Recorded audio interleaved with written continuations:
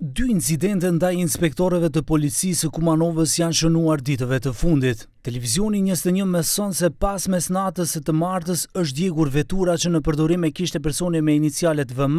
Kryeinspektori i krimeve kompjuterike në sektorin për punë të brendshme në Kumanov. Si pasojë është djegur edhe vetura tjetër që ishte e parkuar pranë. Nga Ministria e Brendshme dyshojnë se zjarri është i qëllimshëm dhe kanë nisur hetimet ndaj autorëve.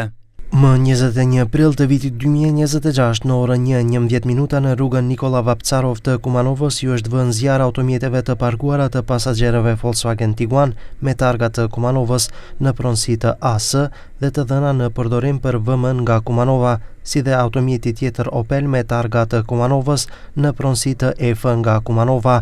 Zjarri është shuar nga njësia e zjarrfikësve të Kumanovës dhe nuk ka pasur të lënduar. Një ekip nga sektori për punë të brendshme në Kumanov ka kryer inspektim.